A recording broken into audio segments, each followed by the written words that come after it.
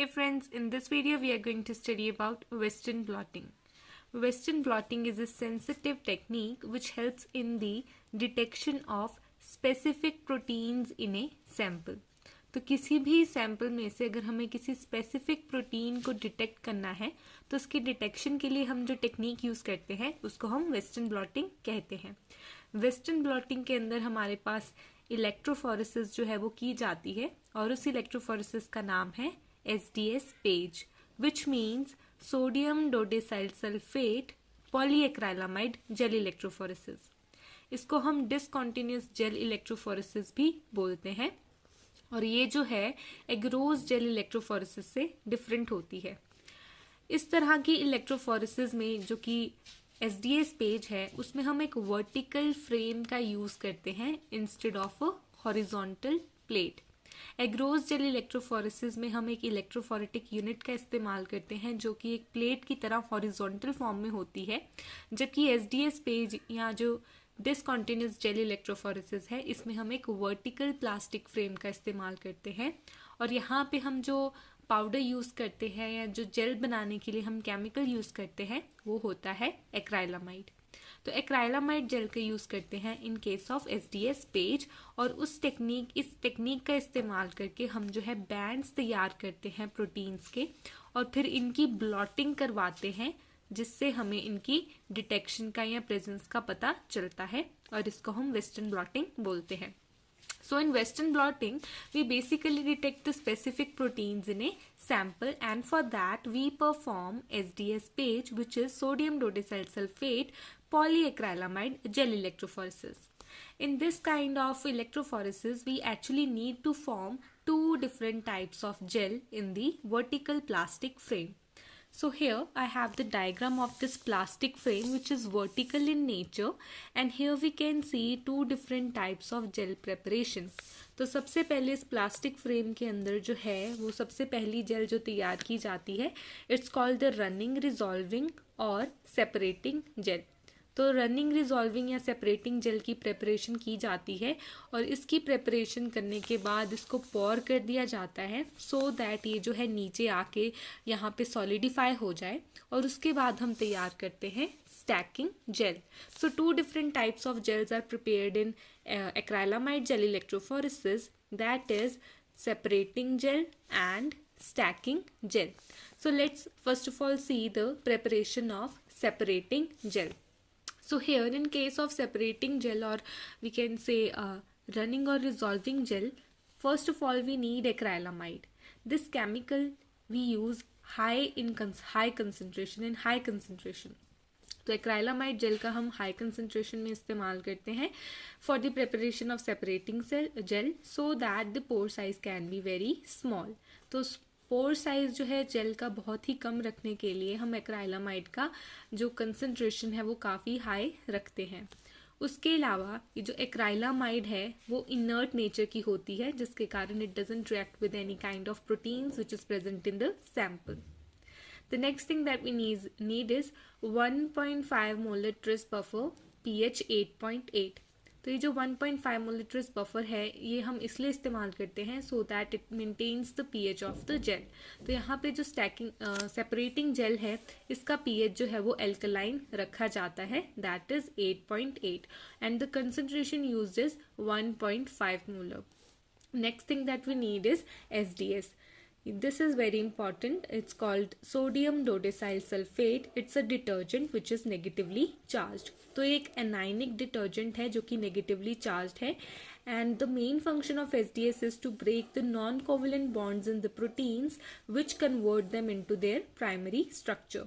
तो मतलब एक फंक्शनल प्रोटीन है जो कि टर्शरी या क्वाटनरी नेचर का होता है, उनके अगर नॉन कोवेलेंट बॉन्ड्स को तोड़ दिया जाएगा तो वो प्रोटीन के स्ट्रक्चर जो है वो नॉन फंक्शनल हो जाएंगे, डीनेचर्ड प्रोटीन हो जाएगा जिसके कारण वो खुद को जो है प्राइमरी स्ट्रक्चर में कन्वर्ट कर लेगा. So basically this SDS which is a detergent, it breaks the non-covalent bonds in proteins and convert them into their primary structure. Primary structure में कन्वर्ट करने के बाद जो एसडीएस है यानी कि सोडियम डोडेसाइल सल्फेट जो है वो खुद को बाइंड कर लेता है इस प्राइमरी स्ट्रक्चर से. So basically it gives negative charge to the denatured protein. तो हमारे पास जो डीनेचर्ड प्रोटीन यानी कि जो प्राइमरी स्ट्रक्चर तैयार हो गया है प्रोटीन का, इसको जो है नेगेटिव चार्ज प्रोवाइड करने का काम करता है sodium dodecyl sulphate, because it's an anionic detergent. So basically it provides the negative charge on the primary structures of the protein. Also, the one molecule of SDS binds every 2 amino acids of the protein. तो हर एक molecule जो है वो SDS का bind करता है हर 2 amino acids के प्रोटीन से. तो हर एक प्रोटीन के अंदर we know that proteins are made up of amino acids and they can be positively charge, they can be negatively charge और दे मे बी न्यूट्रल. तो despite the fact that the protein is positively charged or negatively charged or whether it's neutral, इससे फ़र्क नहीं पड़ता. SDS जो है वो negative charge जो है वो प्रोवाइड कर देता है प्राइमरी स्ट्रक्चर को प्रोटीन के. और ये हर 2 मॉलिक्यूल्स 2 अमाइनो एसिड से हर 1 molecule of SDS binds every 2 amino acids of the protein. So this is the function of sodium dodecyl sulfate, which is a negatively charged detergent. Next we add is the distilled water, and after that we add APS and TEMED. APS and TEMED are basically ammonium persulfate and tetramethylethylene 1,2-diamine. Now let's see the function of APS and TEMED. APS basically ammonium persulfate, it generates acrylamide free radicals. We see that acrylamide is initially added in high concentration for the preparation of the separating gel. So in this preparation, when we add acrylamide, we also add APS, which is ammonium persulfate. What it does, it reacts with acrylamide and generates the free radical of this chemical. तो एक्राइलामाइड के free radicals generate करवाने का काम जो है वो APS करता है, एंड उसके अलावा जो फ्री रेडिकल पॉलीमराइजेशन है ये भी इनिशिएट करवा दी जाती है. So APS generates acrylamide free radicals so that free radical polymerisations can be initiated. Other than that, we use TEMED, which is tetramethylethylene 1,2-diamine. It's a free radical stabilizer. अब ये जो APS ने एक्राइलामाइड से free radical निकाले हैं उनको stabilise करने का काम जो है वो TEMED करता है, and it also added to promote polymerization. तो ये पॉलीमराइजेशन को भी इनिशिएट करता है और ये मदद करता है पॉलीमराइजेशन में फ्री रेडिकल्स की. उसके अलावा ये फ्री रेडिकल मेनली ये फ्री रेडिकल स्टेबलाइजर है. So TEMED is a free radical stabilizer and APS generates acrylamide free radical and their polymerization is initiated by both of them. तो APS और TEMED जो है polymerization कराता है free radicals की, और APS which is ammonium persulfate ये free radicals को generate भी करवाता है from acrylamide. So this is how we prepare resolving, running or separating gel of the SDS page. So here in this diagram we can see, first of all we prepared this running, dissolving or separating gel in which we add acrylamide in high concentration in order to keep the pore size very small. Other than that, we add 1.5 mol liters pH 8.8 which is a buffer. Then we add SDS as detergent and then distilled water. After that we add APS and in last we add TEMED. So this is how we use all these ingredients in order to prepare the dissolving or separating gel, and after their preparation we basically pour through this frame. This is a plastic frame and we mainly pour this resolving gel in this frame and keep it over here, and then we let it cool down and solidify. So after we leave this resolving gel and we leave it to solidify, the next step is to prepare the stacking gel. We prepared the stacking gel in the same manner as we prepared the resolving or separating gel. The only difference is in the concentration and amount of chemicals we are using. Like over here we can see, first of all we have used acrylamide, but over here we have used it in low concentration so that the pore size remains very large. So in order to increase the pore size, we add acrylamide in low concentration. Other thing we know about it is that it is inert and it doesn't react with proteins in the sample. The buffer that we add is the same, but the concentration is 0.5 molar and the pH is 6.8, which means acidic condition is maintained in the stacking gel and 0.5 molar tris buffer is added. Other than that, we add SDS, which is sodium rhodecyl sulfate, and anionic detergent. We know its function already. And after that, we need to add distilled water, APS, and then last tamid. So we know the function of all these chemicals, and just to change the concentration and amount, we prepared the stacking gel. And then after the preparation of stacking gel, we pour the gel through comb. We leave it to solidify, and after that we remove the comb. And after the removal of comb, what we observed is that wells are formed, and these wells are the places where we can load the sample, right? So this is how we prepare stacking and resolving gel. So now here in this diagram we can clearly see we have already prepared the running, dissolving or separating gel, and we have prepared the stacking gel as well. Here we need to consider the pH. In stacking gel we see the acidic condition pH 6.8, while in resolving or separating gel we can see the pH 8.8, which is alkaline in nature. Now after the formation of both of these gels, and we know that we poured the stacking gel with the help of combs, and after that we just leave it to solidify, and when we remove the comb we see these kinds of structures which we called as wells, and these wells are the places where we can load our sample. So this is how we prepare our gels in SDS page. And next we need to know that how we can prepare the samples and how we can then load the sample, and how all this electrophoretic functionality takes place. So first of all, in the sample preparation, we basically need cell from any sample. Then we centrifugate it. We know that lysis occurs after centrifugation and it releases the cell protein. And after that, we collect the supernatant. And in the supernatant, we have our protein which needed to be detected. And after that, we need a buffer to be prepared, which is called as denaturation buffer.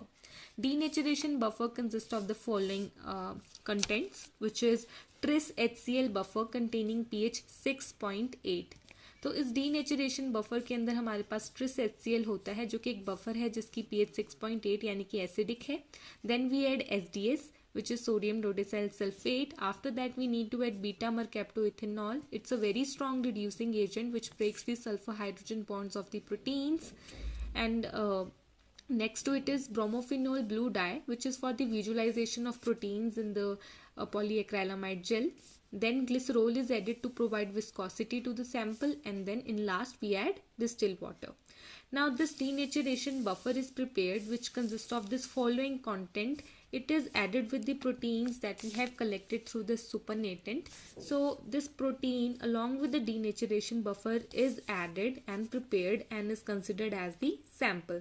So sample basically consists of this denaturation buffer containing this tris HCl, SDS, beta mercaptoethanol, bromophenol blue dye, glycerol and distilled water, along with the proteins that needed to be detected in the gel.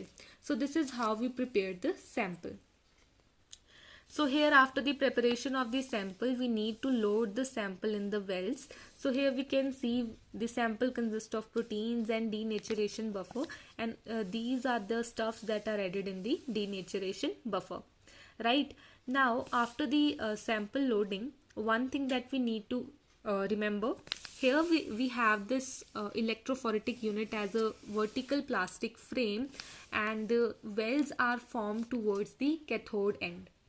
Why the wells are formed towards the cathode end? Because here we have added SDS, which is a negatively or anionic detergent, and this anionic detergent is negatively charged. So negative charge basically repel each other, while this negative attracts the positive side. So this positive side gets attracted, and so here we can see this is the anode end and this is the cathode end. So cathode and की तरफ Wales इसलिए होते हैं क्योंकि negatively charge proteins होते हैं और negative एक दूसरे को रिपेल करते हैं, और जैसे ही हम इलेक्ट्रिक यूनिट्स को कनेक्ट करके एक इलेक्ट्रिसिटी प्रोवाइड करते हैं, करंट प्रोवाइड करते हैं, तो जो प्रोटीन्स हैं जो कि नेगेटिवली चार्ज होते हैं वो पॉजिटिव की तरफ अट्रैक्ट होके बैंड्स फॉर्मेशन कर देते हैं इन SDS पेज। तो इसलिए हमारे पास जो कैथोड एंड होता है उसी साइड हमारे पास वेल्स भी प्रेजेंट होते हैं। अब जब हम सैंपल लोड कर देते हैं वेल्स में तो हम एक बफर जो है एक और ऐड करते हैं both towards the cathode and anode end, जिसको हम बोलते हैं running buffer. This running buffer basically consist of tris glycine pH 8.3। तो यहाँ पे हमारे पास एक और बफर तैयार होता है जो कि सिर्फ एनोड और कैथोड एंड पे प्रेजेंट होता है। इसको हम बोलते हैं ट्रिस ग्लाइसिन, जिसका pH होता है 8.8। One thing that we need to remember in SDS page is the pH। तो pH यहाँ पे ट्रिस ग्लाइसिन का है 8.3। यहाँ पे रनिंग एंड स्टैकिंग जेल का अलग से pH होता है। उसके बाद हमारे पास जो है डीनेचरेशन के पास एक pH है, क्योंकि इसके पास ट्रिस HCl बफर है तो इट हैज़ pH ऑफ 6.8। तो इस तरीके से हम इस पूरे जो है अमाउंट और इनकी pH को जो है वो याद रखना पड़ता है। तो इसके बाद जैसे ही हमने रनिंग बफर ऐड कर दिए कैथोड और एनोड एंड के साइड, हम जो है वो इलेक्ट्रिसिटी या करंट जो है वो अप्लाई कर देते हैं। और after the application of current हमें पता है कि हमारे सैंपल के अंदर क्या क्या था। हमारे सैंपल के अंदर प्रोटीन्स थे जो कि SDS ने उसको प्राइमरी नेचर में कन्वर्ट करके उनको नेगेटिवली चार्ज कर दिया है। उसके अलावा हमारे पास ये HCl होता है जिसमें क्लोरीन जो है वो नेगेटिव चार्ज कैरी करता है, जिसके कारण वो भी ट्रैवल करता है सैंपल के अंदर। उसके बाद हमें पता है हमारे पास ब्रोमोफिनोल ब्लू डाई है जो कि ब्लू कलर प्रोवाइड करती है प्रोटीन्स को। तो हमारे पास जो है वो ब्लू कलर के बैंड्स जो है वो आ जाते हैं। And after that we know कि हमारे पास कैथोड और एनोड एंड के पास जो है रनिंग बफर है जिसके पास है ट्रिस ग्लाइसिन। तो ये जो ग्लाइसिन है ये भी नेगेटिवली चार्ज हमारे पास एक अमाइनो एसिड है। तो glycine is an amino acid which also present in the travelling of the sample. तो यहाँ पे जैसे ही हम सैंपल लोड करने के बाद इलेक्ट्रिक करंट अप्लाई करते हैं, हम देखते हैं कि हमारे पास सबसे ज़्यादा इलेक्ट्रोनेगेटिव चीज़ जो ट्रैवल करना शुरू करती है वो है chlorine. Chlorine is most electronegative in all of these, that's why it travels very quickly. तो सबसे ज़्यादा क्विक जो है वो क्लोरीन ट्रैवल करती है क्योंकि ये सबसे ज़्यादा इलेक्ट्रोनेगेटिव नेचर की होती है। उसके बाद हमारे पास प्रोटीन्स आ जाते हैं जो कि नेगेटिवली चार्ज हैं, SDS protein negatively charge, and then we have glycine. यहाँ पे जो स्टैकिंग जेल के अंदर जो ट्रैवलिंग होती है वो हमेशा स्टैक्ड फॉर्म में होती है SDS प्रोटीन की, that's why this gel is called as the stacking gel. हम देख सकते हैं कि सबसे पहले क्लोरीन ट्रैवल करता है, उसके बाद SDS प्रोटीन, उसके बाद ग्लाइसिन। अब ऐसा क्यों है कि SDS प्रोटीन और ग्लाइसिन जो है वो सेकेंड और थर्ड नंबर पे ट्रैवल करते हैं? रीज़न कि क्लोरीन सबसे ज़्यादा इलेक्ट्रोनेगेटिव है तो वो सबसे क्विक ट्रैवल करेगा। उसके बाद SDS प्रोटीन जो है वो नेगेटिवली चार्ज हो जाता है due to this detergent. And next is the glycine जो कि हमारे पास रनिंग बफर में प्रेजेंट होता है। ये ग्लाइसिन जो है स्टैकिंग जेल के अंदर सबसे पीछे इसलिए रह जाता है क्योंकि इसके जो हमारे पास ये इसका एक ज्विटर आयन होता है। ज्विटर आयन का मतलब हमारे पास एक ऐसी PI वैल्यू होती है जिस PI वैल्यू पे जो ग्लाइसिन है वो न्यूट्रल चार्ज कैरी करता है। तो ग्लाइसिन के अगर हम ऊपर थोड़ा सा ध्यान दें तो ये हमारे पास एक ऐसा अमाइनो एसिड है जिसका हमें PI वैल्यू पता होती है। तो यहाँ पे अगर हम ध्यान से देखें तो जो ग्लाइसिन हमारे पास अमाइनो एसिड है इसकी PI वैल्यू है 5.8, जिसपे इसके पास कोई भी चार्ज नहीं होता, ये एक न्यूट्रल मॉलिक्यूल की तरह एक्ट करता है। तो यानी 5.8 pH पे जो ग्लाइसिन है इट्स न्यूट्रल। लेकिन अगर ये 5.8 से आगे बढ़ के 9.6 तक पहुंच जाए, यानी कि 5.8 से 9.6 के बीच में it is deprotonated which means it's electron rich, तो यानी कि ये जो है नेगेटिव चार्ज होता जाएगा। और अगर ये 5.8 से कम होते होते 2.3 तक पहुंचता है तो बिटवीन 5.8 टू 2.3 ये प्रोटोनेटेड होता है, यानी कि इसके पास पॉजिटिव चार्ज ज़्यादा होता है और ये एसिडिक कंडीशन में आ जाता है। तो इस तरह से हम ग्लाइसिन को जो है वो स्टैकिंग और रिजॉल्विंग जेल के अंदर अलग अलग तरीके से ट्रैवल करते हुए देखते हैं depending upon its pH value कि PI से वो कितना ज़्यादा प्रोटोनेटेड या डीप्रोटोनेटेड होता है। तो अगर हम इस कंडीशन में ध्यान दें तो PI वैल्यू जो थी 5.8 थी और यहाँ पे जो pH है वो 6.8 है। मतलब ये ऑब्वियसली ये डीप्रोटोनेटेड है, इसके पास इलेक्ट्रॉन है, पर ये इतने ज़्यादा एसिडिक कंडीशन में नहीं है कि बहुत ज़्यादा नेगेटिव चार्ज कैरी करे।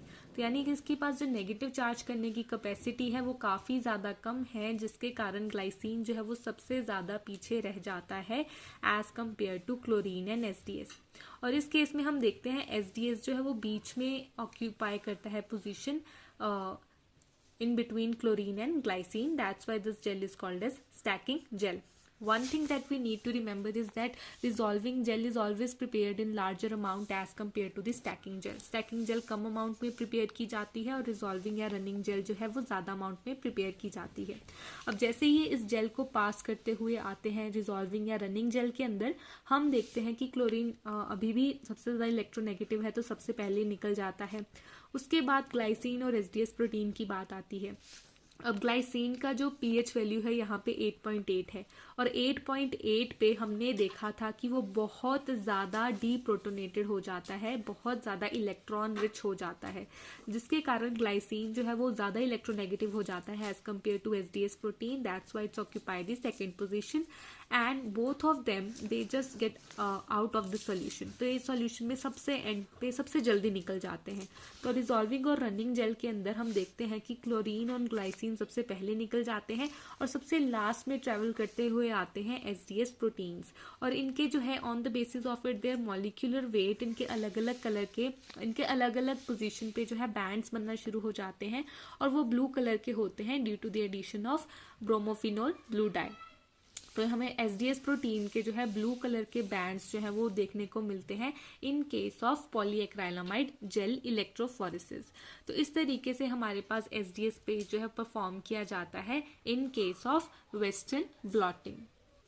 So here in this diagram we can easily see that how the formation of blue color bands have formed, and these blue color bands are the protein bands. SDS proteins के जो bands बने हुए हैं specific on the basis of their molecular weight.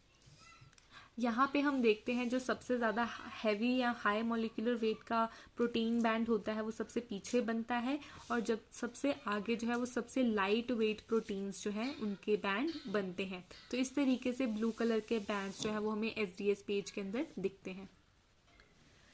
Now after the process of SDS page, that is polyacrylamide gel electrophoresis, उसके बाद जो है हमें जो ब्लू कलर के बैंड्स बने हैं उनकी करवानी पड़ती है ब्लॉटिंग. ब्लॉटिंग एक हमारे पास एक टेक्निक है जिससे हम ये जो प्रोटीन के बैंड्स बने हैं, ये जो जेल के ऊपर प्रोटीन्स के बैंड बने हैं, इसको हम ट्रांसफ़र करते हैं मेम्ब्रेन के ऊपर. तो इस प्रोसेस को हम ब्लॉटिंग बोलते हैं. ब्लॉटिंग के अंदर हम क्या करते हैं, हमारे पास ये जो ब्लू कलर के बैंड्स वाली जेल बनी थी जिसको हमने एसडीएस प्रोटीन जेल बोला है, जो कि नेगेटिवली चार्ज्ड है.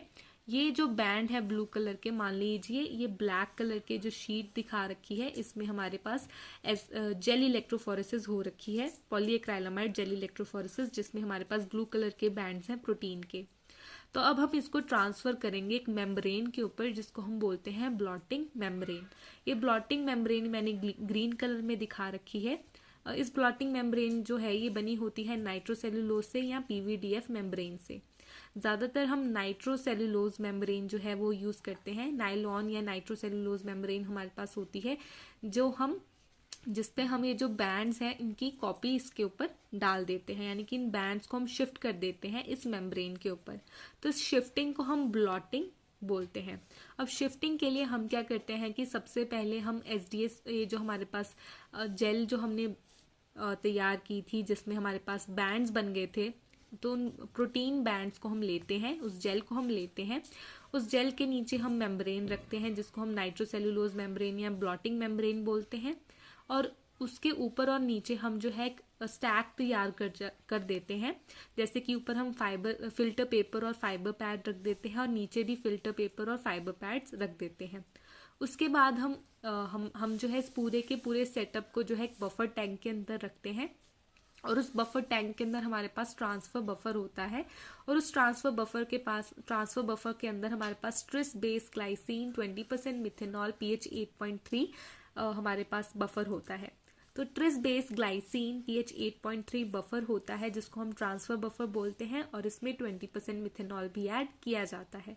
तो इस बफर टैंक के अंदर हमें ट्रांसफ़र बफर डालते हैं, इस पूरे सेटअप को हम डालते हैं. ऊपर हम कैथोड और नीचे हम एनोड रखते हैं. हमेशा याद रखना जो हमारे पास ये जेल जो हमारे पास ये जो ब्लू कलर बैंड्स वाली जेल आई है एक्राइलामाइड जेल, इस जेल को हम हमेशा कैथोड एंड की तरफ रखते हैं. रीज़न ये है कि ये भी नेगेटिवली चार्ज प्रोटीन्स कैरी करती है ये जो बैंड्स हैं ये नेगेटिवली चार्ज प्रोटीन्स के होते हैं और कैथोड एंड भी नेगेटिवली चार्ज होता है। तो जैसे ही हम इनको करंट प्रोवाइड करते हैं तो ये नेगेटिव नेगेटिव रिपेल होते हैं और नेगेटिव पॉजिटिव अट्रैक्ट होते हैं, जिसके कारण ये जो एसडीएस प्रोटीन जेल, ये जो हमारे पास प्रोटीन के बैंड्स बने होते हैं, ये इस जेल से ट्रांसफर होकर इस ब्लॉटिंग मेम्ब्रेन पे शिफ्ट हो जाते हैं।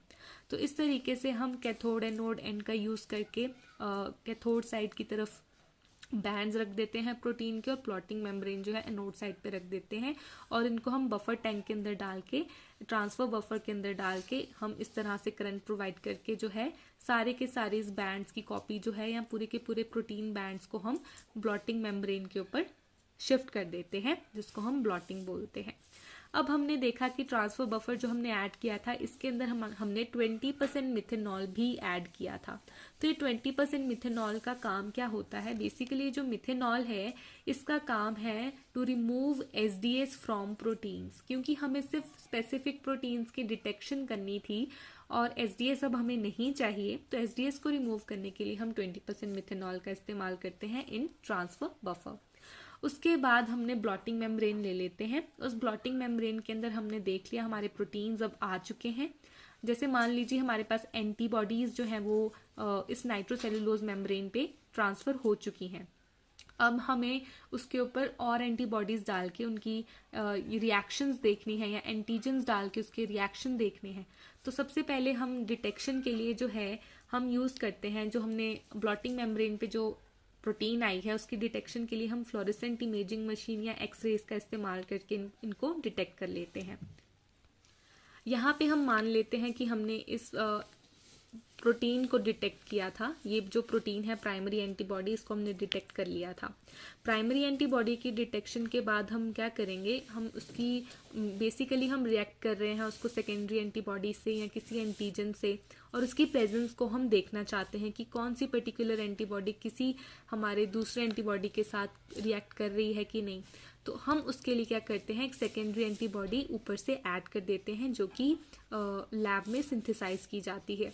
लेकिन ये एंटीबॉडी जो है सेकेंडरी एंटीबॉडी कहीं नाइट्रोसेलुलोज के किसी खाली स्पेस के साथ ना चिपक जाए, तो उसको ब्लॉक करने के लिए बाकी जो नाइट्रोसेलुलोज मेम्ब्रेन है उसको ब्लॉक किया जाता है using non fat dry milk और bovine serum albumin which is BSA। तो BSA या नॉन फैट ड्राई मिल्क का इस्तेमाल करके हम बाकी मेम्ब्रेन को ब्लॉक कर देते हैं।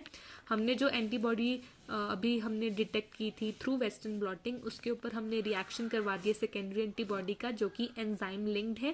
तो इस एंजाइम जो बेसिकली जो एंजाइम लिंक्ड एंटीबॉडीज होती हैं उसमें हमारे पास जो एंजाइम्स हम यूज़ करते हैं that are mostly alkaline phosphatase और हॉर्स रेडिस परऑक्सीडेज, और they can be radio actively labelled और फ्लोरेसेंटली लेबल्ड। तो इस तरीके से जो है हम वेस्टर्न ब्लॉटिंग देखते हैं और इस तरीके से हम डिटेक्ट करते हैं specific proteins को in case of western blotting. Other than that, we have two other different types of major blotting, which is southern blotting and northern blotting. हमने western blotting के अंदर proteins को detect किया using SDS page, which is sodium dodecyl sulfate polyacrylamide gel electrophoresis. अगर हमें northern blotting या southern blotting करनी हो उसके लिए हम use करते हैं agarose gel electrophoresis.